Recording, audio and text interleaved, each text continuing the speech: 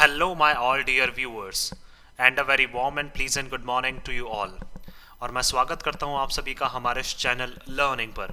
और मैं आशा करता हूं कि आप सभी घर पर स्वस्थ होंगे और मस्त होंगे। सो व्यूवर्स, अगर आपको हमारा ये कंटेंट पसंद आता है तो आप ज़्यादा से ज़्यादा हमारे इस कंटेंट को लाइक और शेयर करें और हमारे इस पेज को सब्सक्राइब करना ना भूलें। आप हमसे हमारे टेलीग्राम चैनल पर भी जुड़ सकते हैं, जिसका लिंक हमारे डिस्क्रिप्शन बॉक्स में दिया हुआ है। वहाँ पर भी हम आप लोगों को डेली बेसिस पर हिंदी और इंग्लिश की वॉकअप्स प्रोवाइड करवाते हैं, जिससे आपके जितने भी ग्रामेटिकल कंसेप्ट्स हैं वो आपके क्लियर हो सकें और आपके जितने भी कॉम्पिटेटिव पर्पस हैं जैसे bank, SSC, UPSC, state PCSC, NDA या सीडीएस, वो सभी आपके साकार हो सके। सो विजिट करना ना भूलें आप हमारे टेलीग्राम चैनल को। सो आज के इस एडिटोरियल को स्टार्ट करने से पहले जो कल हम लोगों ने एडिटोरियल डिस्कस किया था, उस बेसिस पर आप लोगों के लिए कुछ वर्ड्स हैं जिनसे आपको एक पैराग्राफ जो है वो फॉर्म करना है। तो जो पहला जो वर्ड है आप लोगों के लिए वो है प्रेडिकमेंट। पहला जो वर्ड है वो है प्रेडिकमेंट। दूसरा जो वर्ड है वो है होक्स। दूसरा जो वर्ड है वो है होक्स। और तीसरा जो वर्ड है आपके लिए वो है विलफुली। तीसरा जो वर्ड है वो है विलफुली। तो आपको क्या करना है, इन तीनों वर्ड्स से एक पैराग्राफ जो है वो फॉर्म करना है और पैराग्राफ फॉर्म करके आपको हमें कमेंट बॉक्स में लिखकर जवाब देना है। और आप अपने सजेशंस जो हैं वो भी हमें कमेंट बॉक्स में लिखकर बता सकते हैं और आपके सजेशंस पर भी हम लोग डेफिनेटली वर्क करेंगे। तो चलिए स्टार्ट करते हैं आज का हमारा ये एडिटोरियल। देखिए यहाँ लिखा हुआ है रिमोट वोटिंग। वोटिंग क्या हो जाएगा, हमारा नाउन हो जाएगा। रिमोट क्या है हमारा यहाँ पे एडजेक्टिव। दैट मीन्स देखिए, रिमोट का मतलब दूर से वोट करना। रिमोट का मतलब जैसे मान लीजिए आप किसी दूसरी कंट्री में रह रहे हैं और दूसरी कंट्री में रह के फिर आप क्या कर रहे हैं, वोट कर रहे हैं। तो रिमोट वोटिंग का मतलब क्या हो जाएगा, किसी दूसरी कंट्री में रह के क्या करना या किसी दूसरी जगह रह के क्या करना, वोट करना। तो रिमोट का मतलब डिस्टेंस से एक। आइए चलिए देखते हैं। Shorter term overseas migrants. Shorter term का मतलब बोल सकते हैं हम लोग जो कुछ टर्म के लिए, जो कुछ समय के लिए क्या गए हैं, बाहर गए हैं। कौन से माइग्रेंट्स? माइग्रेंट्स का मतलब क्या है, जैसे इंडिया के ही जो लोग हैं वो क्या चले गए हैं, बाहर चले गए हैं कहीं रहने के लिए। तो ओवरसीज का मतलब किसी फॉरेन कंट्रीज में अगर वो चले गए हैं और वो भी कुछ समय के लिए। So should be able. तो जो शॉर्टर टर्म हमारे ओवरसीज माइग्रेंट्स हैं, शुड बी एबल, उनको क्या है, वो योग्य होनी चाहिए to avail the postal ballot system, कि क्या हो सके हम लोग उन लोगों को क्या करवा सकें, अवेलेबल करवा सकें, उपलब्ध करवा सकें क्या, postal ballot system. Ballot system का मतलब क्या है, यहाँ पे अगर कोई भी, जैसे मान लीजिए हमारे यहाँ इलेक्शंस चल रहे हैं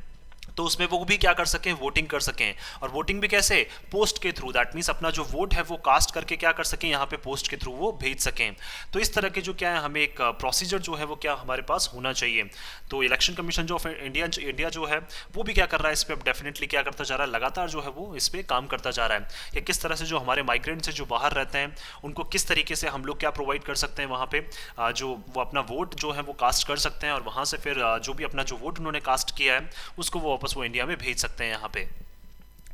India has the largest diaspora population. देखिए इंडिया के पास क्या है, सबसे बड़ी जो है डायस्पोरा। डायस्पोरा का मतलब जो एक पर्टिकुलर कम्युनिटी कंट्री के जो लोग हैं जो बाहर रहने लग जाते हैं, उनकी ये बात करना चाह रहे हैं। और उस किसी जैसे मान लीजिए अगर हम लोग बात करें यूनाइटेड स्टेट्स में, अगर जैसे मान लीजिए जो इंडियंस जो रह रहे हैं वहाँ पे,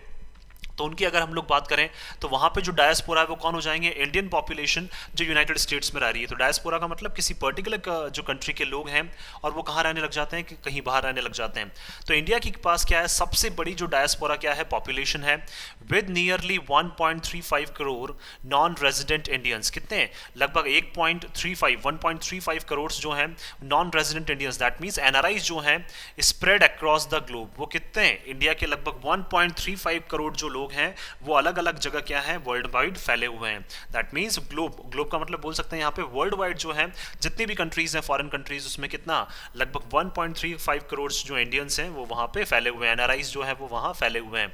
many of them live the country for short term work.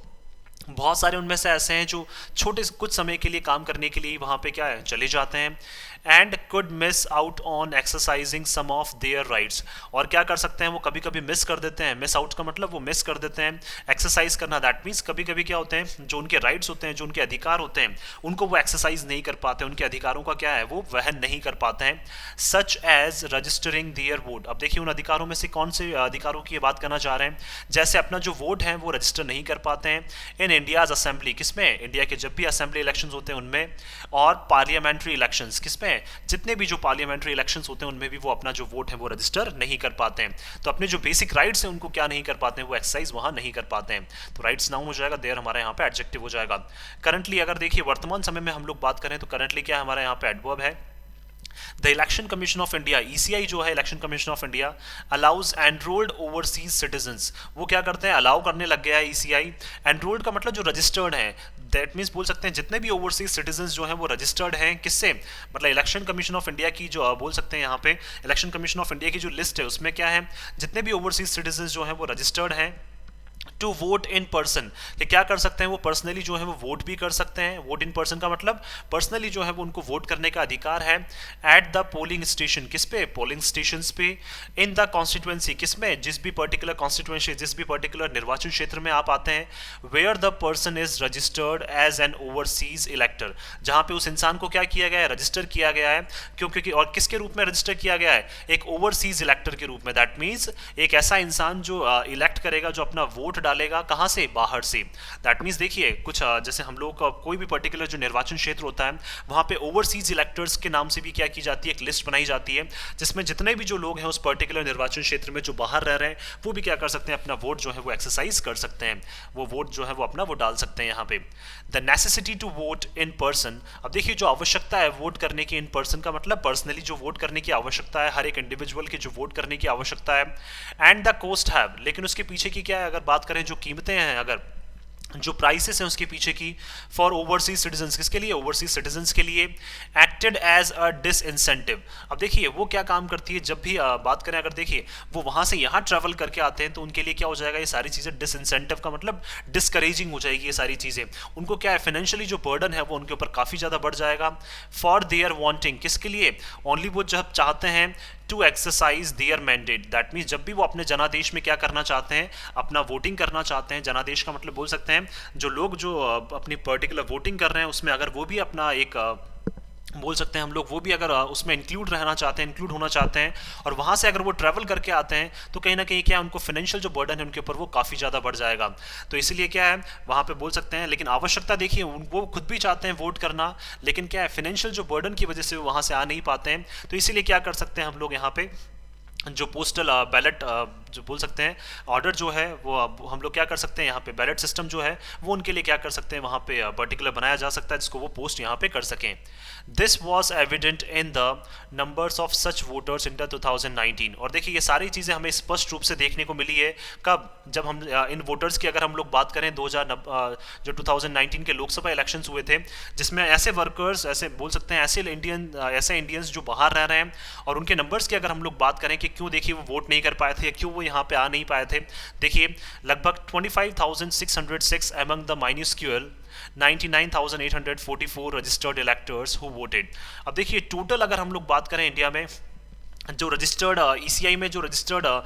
बोल सकते हैं फॉरेन जो वोटर्स हैं, दैट मीन्स फॉरेन वोटर्स का मतलब ऐसे लोग जो इंडियन जो वोटर्स हैं जो बाहर जाके रहने लग गए हैं, वो कितने हैं, लगभग माइन्यूस्केल का मतलब थोड़ा सा ही अमाउंट है, वो भी कितना है 99,844, और उसमें से लगभग ओनली 25,606 ही क्या कर पाए, वोट कर पाए। इलेक्टर्स हु वोटेड, जिन्होंने क्या किया है, ओनली वोट किया है, किसमें, 2019 इलेक्शन में।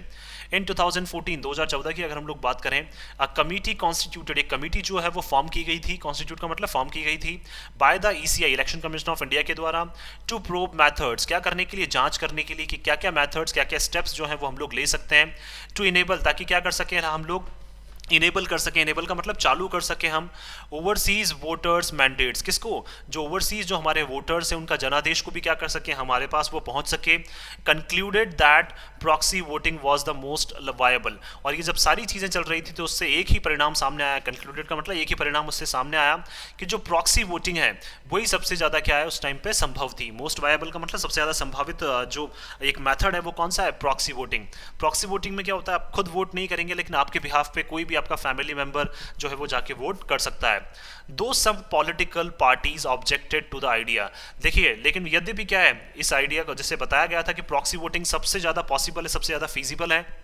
लेकिन उसके बावजूद भी क्या है जो पॉलिटिकल पार्टीज हैं, कुछ पॉलिटिकल पार्टीज जो हैं, कुछ राजनीतिक दल जो हैं, उन्होंने क्या किया, इस आइडिया के ऊपर ऑब्जेक्शन करना स्टार्ट कर दिया, इस आइडिया के अगेंस्ट में आवाज उठाना स्टार्ट कर दिया। अ bill was passed in 16th Lok Sabha 2014 to 2019, और इससे रिलेटेड क्या एक बिल भी पास किया गया था 16th लोकसभा में, किसके बीच में, 2014 से 2019 के बीच में, टू इनेबल, ताकि क्या कर सकें हम लोग उनको योग्य बना सकें, ताकि हम लोग क्या कर सकें इस प्रोसेस को स्टार्ट कर सकें। टू इनेबल दिस, इस प्रोसेस को स्टार्ट करने के लिए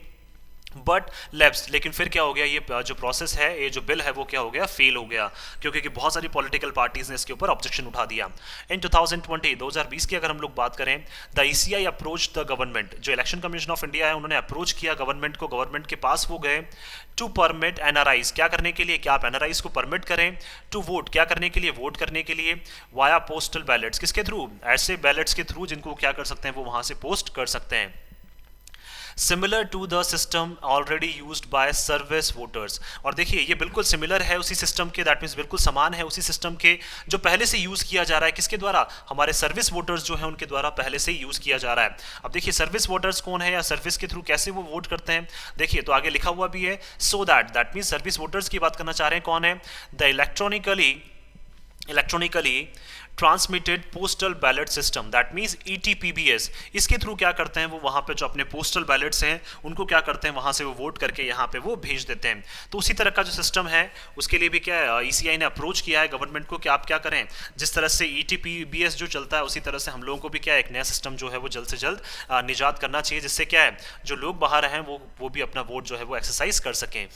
which allows registering their mandate। अब देखिए ATPBS क्या करता है, अलाउ करता है, किसकी बात करना चाह रहे हैं, which क्या है, प्रोनाउन है, किसकी बात करना चाह रहा है यहाँ पे, ATPBS। तो देखिए जो अलाउ करता है रजिस्टरिंग their mandate, क्या करने के लिए, उनके जनादेश को रजिस्टर करने के लिए, ऑन अ डाउनलोडेड ETPB, किसके ऊपर, एक डाउनलोडेड क्या होती है, ETPB होता है, दैट मीन्स एक आपके पास एक फॉर्म आ जाता है जिसपे आप क्या कर सकते हैं, वहां पे अपना वोट रजिस्टर कर सकते हैं, and sending it to the returning officer, और आप उसको भेज सकते हैं, किसके पास भेज सकते हैं, रिटर्निंग ऑफिसर। रिटर्निंग ऑफिसर का मतलब देखिए कोई लौटता हुआ ऑफिसर नहीं है, रिटर्निंग ऑफिसर का मतलब है एक हर एक पर्टिकुलर कॉन्स्टिट्यूंसी में एक ऐसा इंसान होता है जो क्या करता है, चुनाव कंडक्ट करवाता है और चुनाव का फिर रिजल्ट बताता है। तो उन रिटर्निंग ऑफिसर के पास क्या कर सकते हैं, आपकी जो डाउनलोडेड ईटीपीबी है और जिस पे आपने वोट किया उसको आप भेज सकते हैं ऑफ द कॉन्स्टिट्यूंसी, किसके, अपने निर्वाचन क्षेत्र के जहां पे आप वोट करते थे, जब आप इंडिया में थे उस टाइम पे जहां पे आप वोट करते थे तो उस भी क्षेत्र का जो भी पर्टिकुलर रिटर्निंग ऑफिसर था उनके पास क्या कर सकते हैं, आप अपनी जो डाउनलोडेड ईटीपीबी है उसको आप भेज सकते हैं। On the face of it, अगर देखिए इन सब चीज़ों की अगर हम लोग बात करें, अलाउिंग पोस्टल बैलेट, अगर हम लोग अलाउ कर देते हैं पोस्टल बैलेट के लिए और इसका यूज, इसको उपयोग में लाना स्टार्ट कर देते हैं, should be a good move, तो क्या होगा, ये बिल्कुल एक अच्छा मूव होना चाहिए, एक अच्छी स्टेप होनी चाहिए फॉर एनआरआईज, किसके लिए, एनआरआईज के लिए। अब देखिए शुड यहाँ पे यूज हो रहा है, दैट मीन्स एडवाइस के तौर पर बात की जा रही है। Even if this does increase the burden of on embassy और कॉन्सुलर ऑफ ऑफिशियल्स। अब देखिए हो सकता है चाहे इसकी वजह से क्या है, लेकिन देखिए अगर हम लोग अलाउ कर देते हैं पोस्टल बैलेट को यूज करने के लिए तो एनआरआईज के लिए क्या होगा, काफी अच्छी एक चीज हो जाएगी। चाहे इस वजह से क्या हो सकता है, जो बर्डन है, जो बोझ है वो क्या है, बढ़ सकता है, किसका, जो भी हमारी वहां पे एम्बेसीज हैं, जिस भी पर्टिकुलर कंट्री में जो इंडियंस रह रहे हैं और वहां के जो भी इंडियंस वोट करना चाहते हैं, तो उस भी पर्टिकुलर कंट्री में जो इंडियन एम्बेसी है उनके ऊपर जो बर्डन है वो बढ़ सकता है। और कॉन्सुलर का मतलब भी क्या होता है, देखिए काउंसिल का मतलब एक काउंसिल को जो अपॉइंट किया गया है, एक ऑफिशियल को जो अपॉइंट किया गया है बाहर फॉरेन कंट्रीज में, जो एक ऑफिशियल को अपॉइंट किया गया है, वो भी कौन सा ऑफिशियल, इंडियन ऑफिशियल को अगर अपॉइंट किया गया है, दैट मीन किसी पर्टिकुलर सिटीजन, किसी पर्टिकुलर कंट्री के अगर किसी ऑफिशियल को कहीं बाहर फॉरेन कंट्री में अपॉइंट किया गया है कि वो क्या कर सके, वहाँ पे जितने भी इंडियन सिटीजन रह रहे हैं, जैसे अगर इंडिया की बात करें तो जितने भी, जैसे मान लीजिए हम यूएस की बात कर रहे हैं तो यूएस में एक इंडिया का जो ऑफिशियल है इंडियन एम्बेसी में वो अपॉइंट किया गया है ताकि क्या कर सके, वो जितने भी इंडियंस वहाँ पर रह रहे हैं उनके इंटरेस्ट की बात कर सके, उन सिटीजन्स को क्या कर सके, अच्छे से उनकी देखभाल कर सके, दैट मीन्स उनके जितने भी इंटरेस्ट है उनको टेक केयर कर सके, तो उसी को क्या बोला जाता है, कॉन्सुलर ऑफिशियल्स। तो इनके ऊपर क्या है, जो बर्डन है वो बढ़ सकता है यहाँ पे इन अधिकारियों के ऊपर। This is also a more trustworthy way of registering mandates. अब देखिए बोल सकते हैं एक ज़्यादा भरोसे लायक जो अगर हमारा प्रोसेस है एक रजिस्टर करने का, जनादेश को रजिस्टर करने का, वो क्या है, ये वाला सिस्टम ज़्यादा बेटर है। कौन सा, पोस्टल बैलेट वाला जो सिस्टम है ये ज़्यादा बेटर है रेदर दैन किसके कंपैरिजन में, अपॉइंटिंग प्रॉक्सीज। दैट मीन्स जो प्रॉक्सी अभी हम लोगों ने देखा था कि प्रॉक्सी वोटिंग जो थी, उस प्रॉक्सी वोटिंग से ज़्यादा बेटर कौन सा सिस्टम है, यहाँ पे पोस्टल बैलेट जो सिस्टम है वो ज़्यादा बेटर है और ज़्यादा ट्रस्टवर्दी है even, which is currently allowed for service personal. और देखिए इसको हम लोग, इस सिस्टम को हम लोग अप्लाई भी कर रहे हैं और ये अलाउ भी किया गया है, किसको, जितने भी सर्विस पर्सनल हैं उनको क्या है, ये सारी चीज़ें अलाउ भी की गई हैं, who are a limited number in each constituency, जो क्या है काफ़ी लिमिटेड नंबर्स में है, किसमें, ओनली हर एक निर्वाचन क्षेत्र में जो हर काफ़ी लिमिटेड नंबर्स में क्या है ये एग्जिस्ट करते हैं, अनलाइक एनआरआईज, और बिल्कुल डिफरेंट है किससे, ये एनआरआईज से, who could constitute a more substantial chunk, जो क्या कर सकते हैं, कॉन्स्टिट्यूट कर सकते हैं, जो शामिल हो सकते हैं किसमें, दैट मीन्स जो पार्ट बन सकते हैं किसका, अब मोर सब्सटेंशियल का मतलब काफ़ी महत्वपूर्ण, एक चंक, चंक का मतलब एक बड़ा सा भाग का जो पार्ट बन सकते हैं। बड़े से भाग का मतलब क्या है, बहुत सारे जो सिटीजन हैं वो क्या है अपना वोट नहीं डाल पाते हैं इन्हीं सभी चीज़ों की वजह से। तो जो बहुत बड़ा भाग है इंडिया का, जो हर एक कंट्री में रह रहा है, जो इंडियन जो लोग हैं वो हर एक कंट्री में जो रह रहे हैं, तो वो क्या है एक बहुत बड़ा भाग जो है वो भी क्या कर सकता है इलेक्शंस में कंट्रीब्यूट कर सकता है। एमंग द इलेक्ट्रेट किसमें, इलेक्शंस के टाइम पे, इन सम स्टेट्स किसमें, कुछ स्टेट्स में। एमंग द इलेक्ट्रेट का मतलब क्या, इलेक्ट्रेट का मतलब बोल सकते हैं ऐसे लोग जो इलेक्शंस में पार्टिसिपेट करते हैं। तो उन सबके बीच में बहुत सारे ऐसे लोग हैं जो क्या है एनआरआई से डिफरेंट हैं।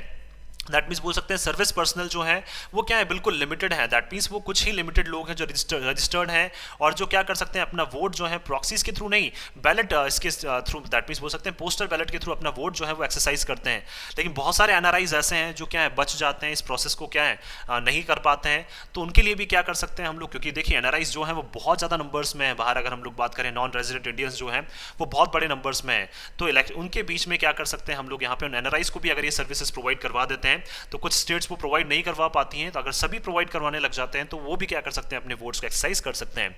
इन द 2014 डिस्कशन, अगर देखिए 2014 में जो डिस्कशन हुआ था उसकी बात करें, अगर ऑर्गेनाइज्ड बाय ईसीआई, किसके द्वारा ये डिस्कशन आयोजित किया गया था, ईसीआई के द्वारा। Some parties raise the question, कुछ पार्टीज ने क्या एक प्रश्न उठाया था, whether NRIs will get a benefit denied to internal migrant workers, क्या एनआरआईज जो हैं वो क्या उनको बेनिफिट मिलेगा, क्या उनको फायदा मिलेगा जो उनको मना किया गया था, किसके लिए, इंटरनल माइग्रेंट वर्कर्स। इंटरनल का मतलब क्या है, आंतरिक रूप से अगर वो कहीं जाके क्या करते हैं वहां पे बाहर जाके काम करते हैं, तो क्या उसका जो बेनिफिट है जो उनको मना कर दिया गया था, डिनाइड का मतलब जो उनका बेनिफिट जो उनको मना कर दिया गया था, क्या उनको वाकई में जो बेनिफिट है वो मिलेगा कि नहीं मिलेगा। But the higher cost of travel back to India, लेकिन क्या है देखिए किस वजह से, अब देखिए किसकी बात करना चाह रहे हैं, इंटरनल, इंटरनल का मतलब आंतरिक रूप से, आंतरिक रूप से मतलब जैसे आप यहाँ पे आके ट्रैवल कर सकते हैं और अपना वोट डाल सकते हैं, लेकिन क्या है higher cost of travel back to India, और वो क्या है इंडिया में जब आते हैं तो उसकी क्या है बहुत ज़्यादा जो कीमत है उनको वहाँ क्या ट्रैवलिंग के लिए क्या करना पड़ता है उनको, काफ़ी ज़्यादा पैसा जो है वो पे करना पड़ता है वापस आने के लिए। As opposed to travelling within, किसके बीच में, दैट मीन्स एज अपोज का मतलब जिसका काफ़ी ज़्यादा विरोध किया गया है, किसके लिए, ट्रैवलिंग के लिए। That means travelling with in का मतलब बोल सकते हैं हम लोग यहाँ पे इंडिया से किसी फॉरेन कंट्री में जाना और किसी फॉरेन कंट्री से इंडिया के बीच में आना या फिर इंडिया में आना। तो ये जो ट्रैवलिंग विद इन का मतलब क्या है, दोनों रास्तों में क्या है जो चार्जेस हैं वो बहुत ज़्यादा लगते हैं। तो इसी का क्या किया सबने यहाँ पे अपोज किया था। इज़ अ वैलिड रीज़न, तो यही क्या है एक मुख्य रीज़न है, मुख्य कारण है for allowing NRIs the partially electronic postal balloting facility, कि हम लोग क्या कर सकते हैं, यही मुख्य कारण है कि अगर वो ट्रैवल करते हैं तो उसका काफ़ी ज़्यादा पैसा उनको देना पड़ता है, बार बार इधर से वापस वो वोट करने के लिए इंडिया आएंगे, फिर इंडिया से वापस जाएंगे, तो काफ़ी ज़्यादा पैसा उनको देना पड़ता है। तो यही एक मुख्य कारण है कि हम लोग क्या कर सकते हैं, एनआरआईज को अलाउ कर सकते हैं कि पार्शियली का मतलब मुख्य रूप से जैसे बोल सकते हैं हम लोग यहाँ पे एक छोटे रूप में हम लोग बात कर सकते हैं कि उनको हम अलाउ कर दें, इलेक्ट्रॉनिक पोस्टल बैलेट सिस्टम जो है, बैलेट फैसिलिटी जो है उनको हम क्या कर दें, ये अलाउ कर दें ताकि वो भी अपना जो वोट है वो क्या करके वहाँ से पोस्ट कर सकें। सेवरल डेमोक्रेटिक कंट्रीज, देखिए बहुत सारी जो लोकतांत्रिक जो देश हैं, जो लोकतांत्रिक कंट्रीज जो हैं, अलाउ फॉर दिस ऑप्शन, ये क्या करती हैं, इस तरह के ऑप्शन को अलाउ करती हैं। कौन से ऑप्शन को, partially electronic postal balloting facility, जो ये सुविधा है कि आप क्या कर सकते हैं अपना बैलेट जो आपने वोट कास्ट किया है उसको आप यहाँ पे पोस्ट कर सकते हैं। तो ये फैसिलिटीज जो है बहुत सारी कंट्रीज जो है अपने सिटीजन्स को अलाउ करती हैं टू देयर ओवरसीज सिटीजन्स, किसको, जितने भी उनके फॉरेन सिटीजन्स हैं, ओवरसीज सिटीजन्स जो हैं उनको क्या करती हैं, दैट मीन्स उस पर्टिकुलर कंट्री के जो सिटीजन्स बाहर रहते हैं उनको क्या ये सारी फैसिलिटीज बहुत सारी डेमोक्रेटिक कंट्रीज अलाउ करती हैं। बट अगेन, लेकिन फिर भी none has to deal with anything near the scale India has, लेकिन क्या है फिर भी हम लोग क्या है अगर बात करें none has to deal anything, that means कोई भी कंट्री ऐसी है जिसको डील नहीं करना पड़ता है और वो इंडिया के बिल्कुल आसपास भी नहीं है। दैट मीन्स देखिए क्यों ऐसा बोलना चाह रहे हैं, क्योंकि इंडिया की पॉपुलेशन बहुत ज़्यादा है। इंडिया का जो डायस्पोरा है जो बाहर रह रहा है वो कितना है, लगभग 1.35 करोड़, और बाहर जो और बाकी जो कंट्रीज है उनका डायस्पोरा क्या है, बहुत कम है। तो इसीलिए क्या है कोई भी जो कंट्री है वो क्या है इंडिया की स्केल को छू नहीं सकती है। इंडिया की स्केल को मतलब छूने का मतलब है कोई भी कंट्री जो है वो जितने इंडियंस जो बाहर रहते हैं उस स्केल को छूना क्या है आसान नहीं है, और इतने लोगों को क्या है अपना जैसे बोल सकते हैं वोट एक्सरसाइज करने का अधिकार देना बाहर, वो भी क्या है इतना इजीली पॉसिबल नहीं है। तो इसलिए बोला जा रहा है यहाँ पे none has to deal with anything near the scale India has, that means कोई भी कंट्री ऐसी नहीं है जिनको इंडिया जितना क्या करना पड़ रहा है, डील करना पड़ रहा है जितना इंडिया डील करती है, क्योंकि इंडियन डायस्पोरा क्या है काफ़ी लार्ज नंबर्स में है। द मोर इंपॉर्टेंट क्वेश्चन, देखिए सबसे महत्वपूर्ण प्रश्न जो है टू बी टैकल्ड, जिसको टैकल किया जाना चाहिए, जिसको सुलझाया जाना चाहिए, वाइल एक्सटेंडिंग द फैसिलिटी, क्या करते टाइम, हमें इस सुविधा को एक्सटेंड करते टाइम, इस सुविधा को बाहर वोटर्स को प्रोवाइड करते टाइम, ऑफ वोटिंग, किसकी, वोटिंग की, टू ओवरसीज इंडियंस, किसको, जो भी इंडियंस बाहर रह रहे हैं उनको, is whether longer term migrants, क्या वाकई में जो काफ़ी लंबे समय से जो वहाँ पे इंडियंस बाहर रह रहे हैं, शुड ऑल्सो बी अलाउड, क्या उनको भी अलाउ किया जाना चाहिए टू रजिस्टर दियर मैंडेट, कि क्या कर सकें, वो भी अपना जनादेश है उसको रजिस्टर कर सकें, as the idea behind limiting voters, क्योंकि देखिए आइडिया जो है किसके पीछे, कि हम वोटर्स को लिमिटेड कर दें टू स्पेसिफिक कॉन्स्टिट्यूएंसीज, किसके लिए, एक हर एक निर्वाचन क्षेत्र के लिए अगर हम लोग वोटर्स को क्या कर दें, लिमिटेड कर दें, on account of their residency, किसके बेसिस पे, उनके रेजिडेंसी के बेसिस पे, दैट मीन्स उनका जो भी घर है उस पर्टिकुलर कॉन्स्टिट्यूएंसी में, उसके बेसिस पे अगर हम लोग उसको लिमिट कर दें, विल बिकम इनफ्रैक्चुअस, तो ये क्या बन जाएगा, बिल्कुल बोल सकते हैं हम लोग यहाँ पे, इनफ्रैक्चुअस का मतलब ये सारी चीज़ें क्या हो जाएगी, बिल्कुल अननेसेसरी हो जाएंगी, इनफ्रैक्चुअस का मतलब बिल्कुल अनावश्यक हो जाएंगी। अगर देखिए हम शॉर्टर टर्म जो माइग्रेंट्स हैं उनको तो हम अलाउ कर देंगे, बट जो लॉन्गर टर्म माइग्रेंट्स हैं उनको कहीं ना कहीं क्या होगा, इससे बहुत ज़्यादा नुकसान होगा। तो आपने फिर से क्या कर दिया है, जो भी वोटिंग का जो अधिकार है उसको क्या करने की कोशिश कर रहे हैं आप, लिमिटेड करने की कोशिश कर रहे हैं, जो चीज़ें क्या है बिल्कुल अननेसेसरी है, दैट मीन्स उनकी कोई भी हमें आवश्यकता नहीं है, हमें सबको क्या करना चाहिए यहाँ पे अलाउ करना चाहिए, देयरफॉर, लेकिन फिर भी if the postal ballot system is Indeed instituted, अगर देखिए पोस्टल बैलेट सिस्टम को अगर दरअसल अगर क्या किया जाता है, इंस्टीट्यूट का मतलब शामिल किया जाता है, इंट्रोड्यूस किया जाता है, या फिर इसको क्या है शामिल कर लिया जाता है, इसको अप्लाई कर दिया जाता है, rules must be clearly framed, तो इससे रिलेटेड जो नियम कानून है वो स्पष्ट रूप से फ्रेम होने चाहिए, फॉर वोटर्स एलिजिबिलिटी, किसके लिए, कि कौन से जो वोटर्स हैं वो एलिजिबल हैं, कौन से जो वोटर्स हैं वो वोट कर पाएंगे, on the basis of their time spent away from the country, और वो भी किस बेसिस पे, जितना टाइम उन्होंने स्पेंड किया है कहाँ, कंट्री से बाहर रह के, दैट मीन्स देखिए ये बात करना चाह रहे हैं शॉर्टर टर्म माइग्रेंट्स और लॉन्गर टर्म माइग्रेंट्स की, कि कौन सा जैसे तो क्या है, वोटर्स की एलिजिबिलिटी जो है वो क्लियरली क्या होनी चाहिए, फ्रेम की जानी चाहिए, दैट मीन स्पष्ट रूप से जो रूल्स रेगुलेशंस हैं इस रिगार्डिंग वो फ्रेम किए जाने चाहिए, और ये भी उसमें पता रहना चाहिए कि कौन से वोटर ने कितना टाइम जो है वो इंडिया के बाहर स्पेंड किया है, कोई छोटे टाइम के लिए गया है, कोई लॉन्ग टाइम के लिए गया है, तो ये सारी चीज़ें जो है उसमें बिल्कुल स्पष्ट होनी चाहिए। सो मैं आशा करता हूँ कि आप सभी को ये आर्टिकल है वो पसंद आया होगा। अगर आपको हमारे ये आर्टिकल पसंद आया तो आप ज़्यादा से ज़्यादा हमारे इस आर्टिकल को लाइक और शेयर करें, और हमारे इस पेज को सब्सक्राइब करना ना भूलें। So thank you so much कि आपने इस वीडियो को अंत तक देखा। Thank you so much once again for your love and support.